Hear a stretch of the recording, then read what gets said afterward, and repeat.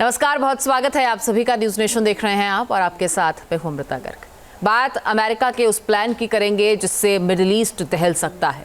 America के नवनिर्वाचित राष्ट्रपति डोनाल्ड ट्रंप के चक्रव्यूह की वजह से ईरान में भारी तबाही हो सकती है और ट्रंप ने ये प्लान हाल ही में IAEA की रिपोर्ट के बाद बनवाया है। इस रिपोर्ट में खुलासा हुआ है कि 2025 में ईरान न्यूक्लियर टेस्ट कर सकता है और इसकी वजह से अमेरिका और नाटो टेंशन में है। रिपोर्ट देखिए। ईरान के हिरोशिमा पर हमले का सच।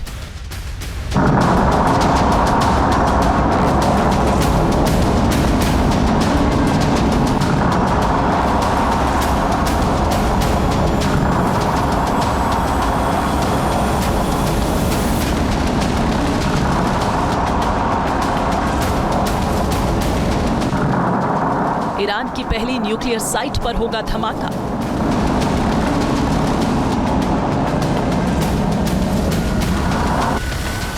ईरान की दूसरी न्यूक्लियर साइट पर होगा धमाका।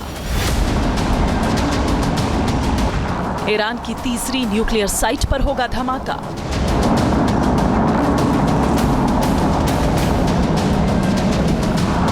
ईरान की चौथी न्यूक्लियर साइट पर भी होगा धमाका।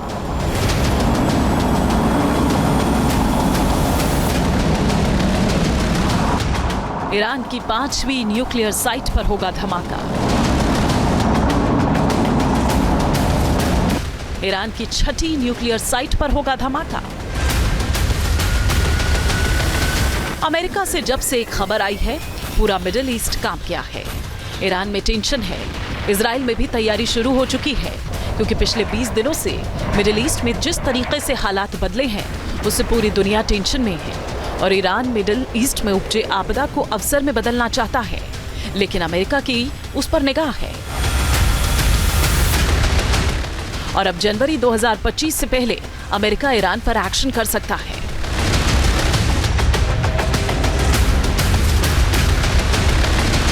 तो अमेरिका के नवनिर्वाचित राष्ट्रपति डोनाल्ड ट्रंप ईरान के परमाणु कार्यक्रम को लेकर काफी परेशान हैं और वो इसे रोकने के लिए हर कोशिश कर रहे हैं। उनकी टीम तेहरान पर हमला करने के लिए विचार कर रही है। अमेरिकी अखबार वॉल स्ट्रीट जर्नल में छपी एक रिपोर्ट के मुताबिक दावा यह किया जा रहा है कि 20 जनवरी 2025 के बाद डोनाल्ड ट्रंप ईरान के खिलाफ अग्रेसिव हो सकते हैं। डोनाल्ड ट्रंप अगले महीने 20 जनवरी को राष्ट्रपति पद की शपथ लेंगे और उनके पद संभालने के बाद ईरान के परमाणु ठिकानों पर हमले का एक विकल्प चुना जा सकता है।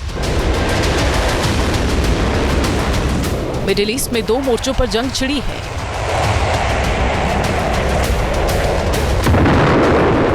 एक तरफ इजराइल है। भले ही इजराइल और हिजबुल्लाह वाले मोर्चों पर कुछ पलों के लिए खामोशी है, लेकिन ये खामोशी बेहद ही विनाशकारी हो सकती है।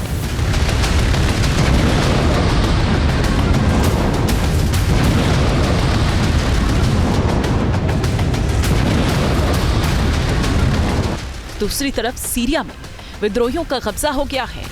सीरिया में दुनिया के बड़े बड़े देशों का इंटरेस्ट है। यहां अमेरिका से लेकर रूस जैसे शक्तिशाली देशों का स्टेक दांव पर लगा है। ईरान भी रूस के पाले में है। असद के साथ खड़ा दिखाई दे रहा था, लेकिन अब उसके बारे में कहा जा रहा है कि ईरान विद्रोहियों के गुटों के भी संपर्क में है, जिससे सीरिया में उसकी पकड़ ढीली न पड़े। तो वहीं ईरान और खामेनेई की टीम मिडिल ईस्ट में मचे संग्राम के बीच न्यूक्लियर टेस्ट करने का भी विचार बना रही है, जिससे ट्रंप टेंशन में है। क्या नए साल पर नया धमाका करेगा ईरान? क्या 2025 में परमाणु संपन्न मुल्क बन जाएगा ईरान? क्या 2025 में मिडिल ईस्ट की महाशक्ति बन जाएगा ईरान? इस सवाल और इस आशंका से ही अमेरिका और उसका डिफेंस पार्टनर इजराइल डरा हुआ है, क्योंकि मिडिल ईस्ट में इजराइल को अपना जानी दुश्मन मानता है ईरान, और इजराइल पर ही काबू पाने के लिए ईरान मिडिल ईस्ट की महाशक्ति बनना चाहता है, और इसीलिए वो तेजी से यूरेनियम संवर्धित कर रहा है, जिससे न्यूक्लियर प्रोग्राम में तेजी लाई जा सके।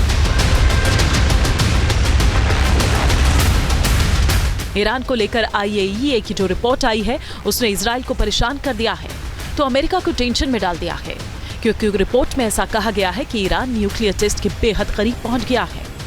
IAEA चीफ की ओर से ये दावा किया गया है कि ईरान के पास हथियार ग्रेड यूरेनियम का उत्पादन करने की क्षमता बढ़ गई है। IAEA चीफ की ओर से ये कहा गया है कि ईरान ने पहले जो 60% यूरेनियम का उत्पादन किया था, उसकी दर हर महीने 5 से 7 किलोग्राम थी, लेकिन अब इसमें बेतहाशा बढ़ोतरी हुई है। IAEA चीफ ने ये कहा है कि अब ईरान 7 से 8 गुना तेजी के साथ यूरेनियम का उत्पादन कर रहा है। मतलब कि हर महीने 35 से 56 किलोग्राम यूरेनियम का उत्पादन ईरान कर रहा है। जाहिर है कि ईरान की ये गति बता रही है कि वो बहुत जल्द ही बड़ा धमाका करना चाहता है।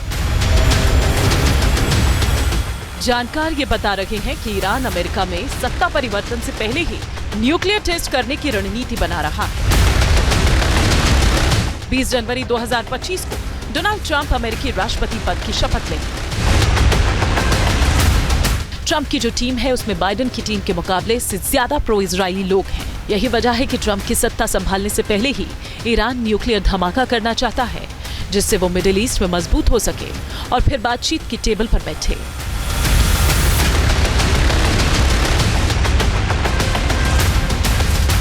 इस बात में कोई शक नहीं है कि अमेरिका की जो सरकार है, चाहे वर्तमान सरकार हो या फिर आने वाली सरकार हो, वो ईरान के न्यूक्लियर इनरिचमेंट प्रोग्राम से काफी खफा हैं और काफी आशंकित भी हैं। आशंका का सबसे बड़ा कारण यही है कि मिडिल ईस्ट में जो अमेरिका का सबसे बड़ा सहयोगी है इजराइल, जो कि अघोषित रूप से परमाणु शक्ति संपन्न देश है, उसके बराबर में अगर ईरान खड़ा हो गया तो जो डोमिनेंस है वेस्टर्न पावर्स का मिडिल ईस्ट के अंदर, वो डोमिनेंस कुछ गड़बड़ा जाएगा।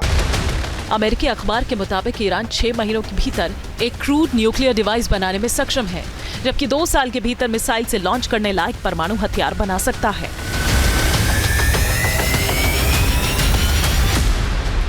रिपोर्ट में कहा गया है कि ईरान अब 2 ठिकानों पर 60% तक यूरेनियम संवर्धन कर रहा है। उसके पास लगभग 4 बमों के लिए पर्याप्त सामग्री है। अब एक नजर डाल लेते हैं ईरान के उन साइट पर जहां पर उसने यूरेनियम संवर्धित किया है।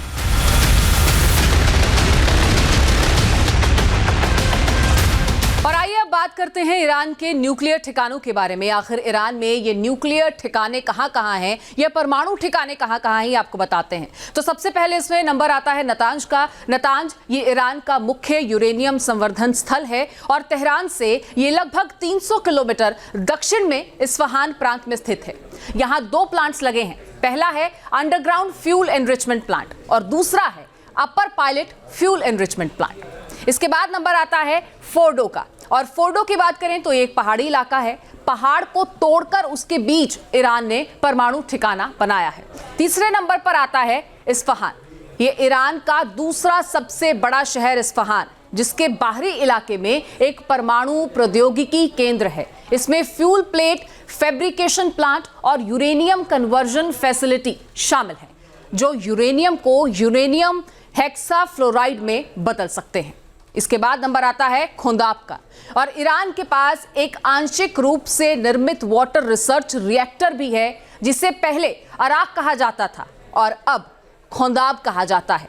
वाटर रिएक्टर्स परमाणु प्रसार के लिए जोखिम पैदा करते हैं, क्योंकि वे आसानी से प्लूटोनियम का उत्पादन कर सकते हैं, जिनका उपयोग परमाणु बम के कोर को बनाने में किया जा सकता है। तो तेहरान रिसर्च सेंटर इसमें 5वें नंबर पर आता है। तेहरान अनुसंधान केंद्र में भी एक रिसर्च रिएक्टर है। इसके बाद 6ठे नंबर पर आता है बुशहर, और ये ईरान का एकमात्र परमाणु ऊर्जा संयंत्र है जो खाड़ी तट पर स्थित है और रूसी ईंधन से चलता है। इसके बाद 7वें नंबर पर आता है करच।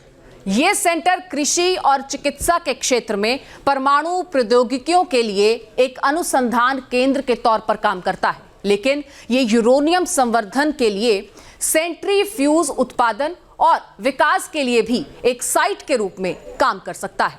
इसके बाद सगहंद का नंबर आता है। यह सगहंद यूरेनियम खदान यजद प्रांत के रेगिस्तानी क्षेत्र में स्थित है और ईरान ने 2013 में इस खदान में कम ग्रेड के यूरेनियम अयस्क को निकालने का काम शुरू किया था। यहां से लो ग्रेड यूरेनियम निकालने के बाद इसे अर्दाखान में शुद्ध यूरेनियम में बदल दिया जाता है। इसके बाद 9वें नंबर पर आता है पार्चीन। पार्च जहां पारंपरिक हथियारों और मिसाइलों का परीक्षण किया जाता है। हालांकि IAEA ने पहले संदेह जताया था कि ईरान ने पार्चीन में परमाणु हथियारों में इस्तेमाल होने वाले विस्फोटक ट्रिगर्स का परीक्षण किया है। तो ये तमाम जानकारियां ईरान के उन तमाम परमाणु ठिकानों के बारे में। ईरान को लेकर लगातार रिपोर्ट आती रही है कि उसने इतना यूरेनियम संवर्धित कर लिया है कि वो 12 परमाणु बम बना सकता है, और जिस तरह से उसने न्यूक्लियर संवर्धित करने की स्पीड बढ़ाई है, उससे आशंका यही हो रही है कि वो जल्द से जल्द बड़ा धमाका कर सकता है। यही वजह है कि सत्ता संभालने से पहले ही ट्रंप एक्शन मोड में है। अमेरिका के नवनिर्वाचित राष्ट्रपति डोनाल्ड ट्रंप ने इजराइल के प्रधानमंत्री बेंजामिन नेतन्याहू को क्लियर कट संदेश दिया है कि उनके कार्यकाल में ईरान परमाणु हथियार बना सकता है। ऐसे में ट्रंप की टीम शपथ समारोह के बाद ईरान पर सैन्य कार्रवाई कर सकती है, क्योंकि ईरान के न्यूक्लियर प्रोग्राम को रोकना ट्रंप का मकसद है। और जाहिर है कि ईरान के परमाणु ठिकानों पर हमला करने से अमेरिका और ईरान के बीच युद्ध छिड़ सकता है। लेकिन ट्रंप अमेरिकी सेनाओं की भागीदारी वाली कोई लड़ाई नहीं करना चाहते। ऐसे में उन्होंने अपनी कोर टीम से दूसरे तमाम विकल्पों की तलाश करने को कह दिया। जाहिर है अब ट्रंप और उनकी टीम अगर ईरान के परमाणु कार्यक्रम को रोकने का प्लान बना रही है, ईरान को मिडिल ईस्ट की महाशक्ति बनने से रोकने का चक्रव्यूह तैयार कर रही है, तो इसके लिए पुख्ता प्लान भी तैयार किया जा रहा होगा। अब सवाल यह है कि अमेरिका की ओर से वो कौन से हथियार होंगे जिससे ईरान के न्यूक्लियर ठिकानों को टारगेट कर सकता है अमेरिका, तो उसे भी समझ लीजिए। अमेरिका के ये वो 3 हथियार हैं जिनसे ईरान के न्यूक्लियर साइट पर प्रहार किया जा सकता है, जिसमें सबसे पहला है मिनटमैन 3 मिसाइल, दूसरा हथियार है अमराम मिसाइल और तीसरा हथियार है टॉमहॉक मिसाइल। अमेरिका के जखीरे में ये वो हथियार हैं जिनसे अमेरिका ईरान पर हमला कर सकता है। Minuteman 3 intercontinental ballistic missile, America जमीन के जरिए इस मिसाइल से हमला कर सकता है। इसकी रेंज 10,200 किलोमीटर है, तो वहीं ये 28,200 किलोमीटर प्रति घंटे की स्पीड से दुश्मनों पर हमला कर सकती है। वहीं अमराम मिसाइल ये advance medium range air to air missile है। अमेरिका इसे अपने लड़ाकू विमान से दाग सकता है। ये अपने दुश्मनों पर 6,125 किलोमीटर प्रति घंटे की स्पीड से हमला करती है और बचने का मौका तक नहीं देती। टॉमहॉक क्रूज मिसाइल ये मिसाइल अमेरिका के वॉरशिप पर तैनात है। इस मिसाइल से 2,170 किलोमीटर की दूरी तक दुश्मनों को तबाह किया जा सकता है। इसकी स्पीड 880 किलोमीटर प्रति घंटे है। जाहिर है अमेरिका के जखीरे में विध्वंसक हथियार हैं जो ईरान में तबाही मचा सकते हैं। अमेरिका की ओर से ईरान की घेराबंदी तो इजराइल और हमास युद्ध के दौरान ही शुरू हो गई थी, लेकिन बदले हालात, सीरिया में बदलते जज्बात के बाद तो मिडिल ईस्ट में संकट के बादल छाए हुए हैं। इस आपदा को ईरान अवसर में बदलना चाहता है और दावा किया जा रहा है कि वो न्यूक्लियर टेस्ट कर सकता है, जिसको घेरने के लिए अमेरिका ने भूमध्य सागर से लेकर हिंद महासागर तक चक्रव्यूह तैयार कर ईरान के मंसूबों को ध्वस्त करना चाहता है। तो अमेरिका की और खास तौर पे डोनाल्ड ट्रंप की ये भरपूर कोशिश रहेगी कि जो पिछले 7-8 महीनों से ईरान अपने न्यूक्लियर प्रोग्राम को काफ़ी तेज गति से चला रहा है, उसको डिरेल किया जाए। डोनाल्ड ट्रंप बिल्कुल नहीं चाहेंगे कि जनवरी या फरवरी के महीने में ईरान न्यूक्लियर टेस्ट को सफलतापूर्वक कर सके, और इस संभावना को रोकने के लिए वो हर संभव प्रयास करेंगे। अमेरिका ने भूमध्य सागर में यूएसएस वास्प एम्फीबियस शिप पर F-35B की संख्या बढ़ा दी है। ईरान की घेराबंदी के लिए अमेरिका ने 6 विध्वंसक वॉरशिप भी उतार दिए हैं। इसके अलावा अमेरिका ने 100 F-18 फाइटर जेट भी मिडिल ईस्ट में भेज दिए हैं। अमेरिका ने A-10 थंडरबोल्ट एयरक्राफ्ट भी खाड़ी में तैनात कर दिया है, जो बंकर बस्टर बम गिराने के लिए भेजा जाता है। अमेरिका का एक aircraft carrier USS Abraham Lincoln Hind महासागर में घूम रहा है, जो जरूरत पड़ने पर फारस की खाड़ी का रुख कर सकता है। खास बात यह है कि अमेरिका ने अपने सबसे खतरनाक 6 न्यूक्लियर बॉम्बर B-52 को भी ईरान की घेराबंदी के लिए भेज दिया है। मिडिल ईस्ट में बढ़ते हुए खतरे को देखते ही अमेरिका ने जो B-52 बॉम्बर तैनात किए हैं वो कितने खतरनाक हैं, चलिए आपको ये भी दिखाते हैं। दरअसल ये B-52 बॉम्बर बहुत खतरनाक है और अमेरिका का ये न्यूक्लियर बॉम्बर है। सबसोनिक स्पीड से ये उड़ान भर सकता है और इसकी ऑपरेशनल रेंज की बात करें तो 14,080 किलोमीटर है और क्षमता है 32,000 किलो विस्फोटक अपने साथ कैरी करने की, यानी दुश्मन की रडार को भी ये चकमा दे सकते हैं। और B-52 में एडवांस टारगेटिंग पॉड्स भी हैं। 20 क्रूज मिसाइलों के साथ ये हमला कर सकता है और 50,000 फीट की ऊंचाई तक जाने में सक्षम है। आपको बता दें अमेरिका में ये 1952 से इसका इस्तेमाल किया है।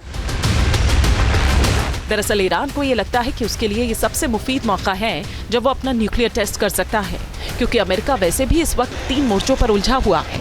एक है सीरिया, तो वहीं दूसरी तरफ रूस और यूक्रेन जंग में अमेरिका की पूरी दिलचस्पी है।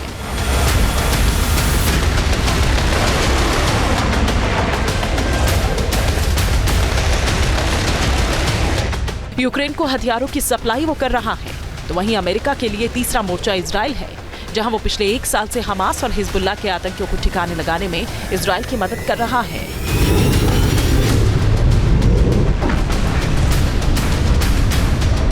जाहिर है ईरान के लिए ये मुफीद मौका है।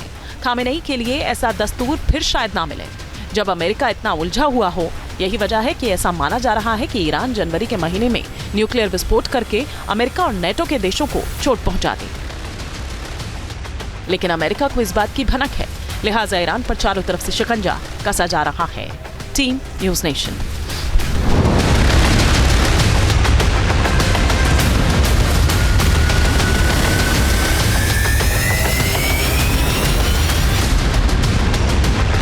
न्यूज नेशन अब व्हाट्सएप पर खबरों के ताजा अपडेट के लिए न्यूज नेशन के इस QR कोड को स्कैन करें।